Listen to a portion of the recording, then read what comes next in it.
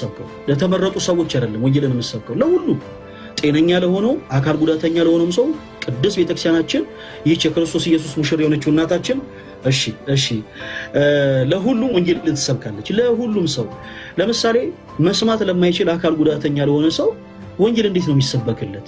ምሳሌ ልስጣችሁ ክርስቲያኖች። ለምሳሌ ይሄ መስማት የማይችል ሰው ወደ ፕሮቴስታንት ወንድሞቻችን አዳራሽ ብትወስዱት ምንድነው ኦብዘርቭ በማድረግ ብቻ ሊረዳ የሚችለው የክርስቶስ ኢየሱስ ቃል ምንድነው?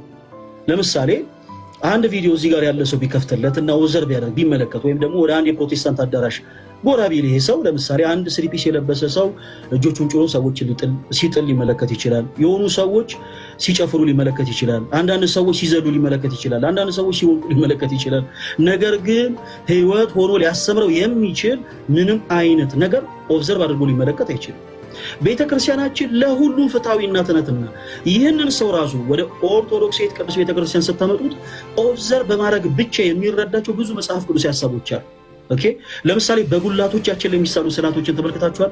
በመዝሙር እንደተጻፈ እግዚአብሔር ከጽዮን በጋር ይመጣል ወአምላክነ ይያረም እሳት ይነድድ ቀድሜው አምላካችን እግዚአብሔር ዝም አይልም በፊቱ እሳት ይነዳል ይላል። ስለዚህ ይህ ሰው ወደ ቤተክርስቲያናችን ሲገባ በቅዱሳት ስዕላቱ ጌታችን ኢየሱስ ክርስቶስ ዳግም ለፍርድ እንደሚመጣ እንኳን ቤተክርስቲያናችን በልሳኗ ትሰብካለች። አመሰግናለሁ። ቴንኪው ከልብ አመሰግናለሁ። እዚህ ውስጥ ያላችሁ በሙሉ አጀንዳዎችን ላይቭ መገባበትን ሰዓት የተለያዩ ሀገራችን ውስጥ ያሉ ወቅታዊ ጉዳዮችን እንዲሁም ላይቭ ስገባ የምንወያይባቸውን አጀንዳዎች የተለያዩ ጉዳዮችን ማሰፍረው በቴሌግራም ስለሆነ ስልኮቻችሁን አወጣችሁ ቴዲ ሐዋሳ ብላችሁ ጽፋችሁ የቴሌግራም ቻናል ቤተሰቦቹ ነው። ብዙ ቻናሉ እዛ በስሜ የተከፈቱ አሉ። 4600 ያለው ነው የኔ ቻናል። እዛ ላይ ቤተሰብ ያልሆናችሁ ቤተሰብ እንድትሆኑ እድሜ 15 ደቂቃ ነው እንደሚ እሺ ቀደም መጀመሪያው ላይ ሆኖ ቢሆን እንዴት ደስ ባለ ነበር። የቅድሙን በሩጫ ባላደረኩት ነበር ደቂቃ ያንሰኛል ብዬ በሚል ማለት ነው። ኤኒዌይ አሁን ስለተሰጠኝ ድጋሚ መሄድ ካለብኝ እሄዳለሁ። ያላነሳሁትን አነሳለሁ። እሺ ወንድማችን አሁን እኔ ባነሳሁት ላይ አይ ቲንክ ሪፍሌክት ስላደረገ እኔም አደርጋለሁ እሱ በተናገራቸውና እኔን በወቀሰበት ክፍል ላይ ማለት ነው። ለምሳሌ የኢያሱ መጽሐፍ ምዕራፍ 7 ቁጥር 6ን የእግዚአብሔርን ቃል ጠቅሶ ኢያሱና ከሱ ጋር የነበሩት የህዝብ አለቆች በቃል ኪዳኑ ታቦት ፊት ከጠዋት ጀምሮ እስከ ማታ ድረስ ተደፉ ብሎ የሚለው የእግዚአብሔር ቃል አለ። እውነት ነው። በማን ፊት ነው? ልብ በሉ። እዚህ ያላችሁ 16000 ሰው በማን ፊት ነው የተደፋው? ኢያሱ በእግዚአብሔር የቃል ኪዳኑ ታቦት ፊት ነው።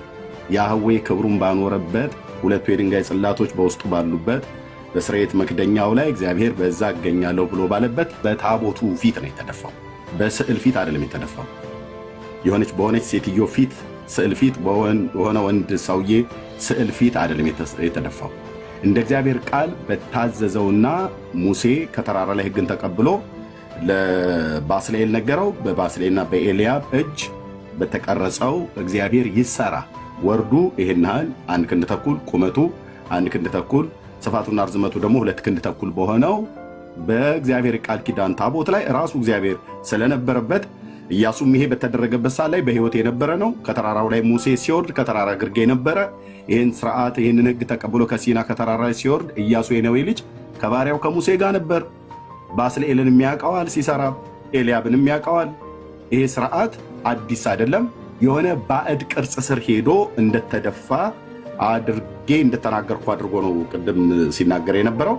እኔ ግን ልናገር ከአምላኬ ከእግዚአብሔር ቃል ላይ ማለት ነው። እሱ በታቦት ፊት ተደፋ ብሎ ያለውን እርኩስ ነው ብለሃል ነው ያለኝ። ምን ያህል አልኩም። እንደዛ ታቦት እርኩስ የእግዚአብሔር የቃል ኪዳኑ ታቦት ብሉይ ኪዳን ላይ የነበረው እርኩስ አይደለም።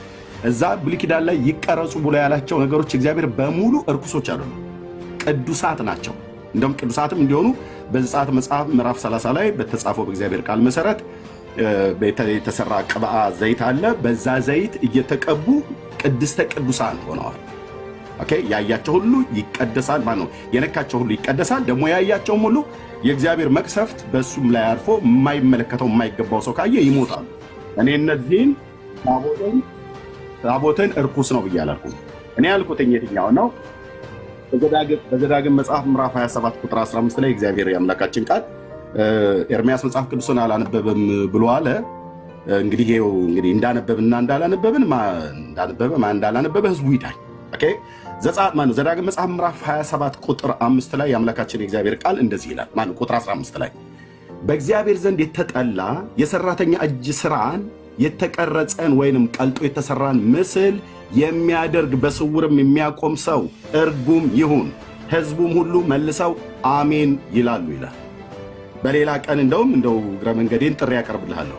የብሉይ ኪዳን አሰሳን ወይ አዲስ ኪዳን አሰሳን ፈለገ ከእንደገና ከአንተ ጋር የቅዱሳት መጽሐፍትን ማን እንዳጠና ማን እንዳነበበ ማን እንደሚያውቅ ማን እንደማያውቅ እግረ መንገዴ እኔ በዚሁ እልሃለሁ ማለት ነው። የቅዱሳት መጽሐፍት እንዴት እንደሚፈታ ስነ አፈታት ጭምር ማለት ነው። እናያለን እግረ መንገዴ ማለት እኔ በዘዳግም 27:15 ላይ የአምላካችን የእግዚአብሔር ቃል ደግሜ ያነባዋለሁ። በእግዚአብሔር ዘንድ የተጠላ የሰራተኛን እጅ ስራን የተቀረጸ ወይንም ቀልጦ የተሰራን ምስል የሚያደርግ በስውርም የሚያቆም ሰው እርጉም ይሁን፣ ሕዝቡም አሜን ይበሉ ይላል። ሕዝቡም አሜን ይበሉ። ኦኬ። ስለዚህ በዚህ ቃል መሰረት እግዚአብሔር የተቀረጸን ምስል በሴት በወንድ መልክ የተሰራን ማናቸውንም እሱ እንዲሰራ ከፈቀደው ውጪ በእነዚህ በሁለት አባቶች በተለይ ኤልያብና ባስልኤል ጻፉ። ኤልያብና ባስልኤል በዘጸአት መጽሐፍ ምዕራፍ 31 እስከ ዘጸአት 37 ድረስ ስማቸውን ታገኟቸዋለች። እስከ 40 ድረስ ማለት ነው። ከዘጸአት 31 ጀምሮ በሙሉ ታገኟቸዋለች። እስከ ዘጸአት 40 ምዕራፍ ስላለው እስከዛ ክፍል ድረስ የሰሯቸውን እያንዳንዱ ታቦቱን፣ መቅረዙን፣ የህብስት ገበታውን፣ የዕጣን መሰዊያውን እንደዚሁም የመታጠቢያውን ሰን፣ የነሐሱን መሰዊያ፣ የሚግብ ጭልፋውን፣ ምንቸቱን፣ ሜንጦውን በሙሉ የሊቀ ካህኑን ልብስ እነዚህን ሁሉ ጭምር የሰሩት እግዚአብሔር ባዘዘው መሰረት ሰርተዋል። ስዕል ግን ስለዋል አንድም ቦታ ላይ የሳሉት የለም። አንድም ቦታ ላይ በኋላ ጥያቄው ላይ እንገናኛለን። ጥያቄ ግን ለጥያቄ ደቂቃ እንዳታሰንስብን ቴዲዬ፣ እንደው በመድኃኒዓለም ለጥያቄ ደቂቃ እንዳያንስብን፣ እንደዚህ ሩጫ እንዳይሆን ማለት ነው። ኦኬ። አንድም ቦታ ላይ ስዕል የሳሉት የለም። አሁን በኢትዮጵያ ኦርቶዶክስና በካቶሊክ እንደሚደረገው አንድም ቦታ ላይ አይደለም በክርስቶስ ቤተክርስቲያን በብሉይ ኪዳን በኦሪታውያን አይደለም በክርስቶስ ቤተክርስቲያን ታሪክ ውስጥ የለም። በሮሜ፣ በገላትያ፣ በኤፌሶን፣ በሰምርኔስ፣ በሰርዴስ፣ በፊላደልፊያ፣ በሎዶቅያ፣ በአኪያ፣ በጴርጋሞን በተለያዩ የክርስቶስ አብያተ ክርስቲያናት ላይ አሁን ካቶሊክና ኦርቶዶክሳውያን እንደሚያደርጉት ካቶሊካውያን አሁን እዚህ ስለሌሉ ኦኬ፣ እዚህ ውይይቱ ላይ ስለሌለ እነ ወንድማችን ፈለገ እንደሚያደርጉት የኢትዮጵያ ኦርቶዶክስ ክርስቲያን እንደምታደርገው በሴት በወንድ መልክ የተቀረጸንና የተሳለ ስዕል በሴት በወንድ የተሳለን ስዕል አቁሞ ዕጣን የሚያጥን ስዕል የሚሰግድላቸው ለስዕሏ ስገዱ ያልሰገደ ከቆመበት ስፍራ ይጥፋ ብሎ የሚል እንዲህ አይነት እርግማን የሚያስተላለፉ አንድም የክርስቶስ አብያተ ክርስቲያናት ታሪክ ውስጥ የለም። ካለ እዚህ ያሳየኛል 16000 ሰው ፊት ማለት ነው። ኦኬ። ኦሪታውያኑም እንደዚህ ተከልክለዋል። ይኸው እግዚአብሔር ሲናገር ቀረጹ ብሎ ያለው እሱ ታቦቱንና ሌሎቹን ቀረጹ ብሎ ያዘዘው በእነዚህ አባቶች በኩል አዟል። በሙሴ በኩል አዘ። እነዚህ አባቶች የሰሩት ኤልያብና ባስልኤል ሰሩት። በኋላም ደግሞ በሰለሞን ዘመነ መንግስት ደግሞ ጥበበኞች የሆኑትን አኑሮ እግዚአብሔር ተሰራ ማለት ነው። በሰለሞንም እጅ የተሰራው በሙሴም እጅ የተሰራውን እግዚአብሔር አዞ ነው። በኦርቶዶክሳውያን እጅ አሁን እየተሰሩ ያሉት ግን አንድም እግዚአብሔር ያዘዛቸው አንድም ቄስ ይህን ትእዛዝ የተቀበለ የለም። ሙሴ ከሲና ተራራ ላይ ነው የተቀበለው። በተራራው እንዳሳየው ምሳሌ ለማድረግ ተጠንቀቅ ብሎ ስላለው ማለት ነው። በዕብራውያን 8 ላይ በዘጸአት መጽሐፍ ምዕራፍ 27 ቁጥር 8 ላይ እንደዚህ ተመሳሳይ የሆኑ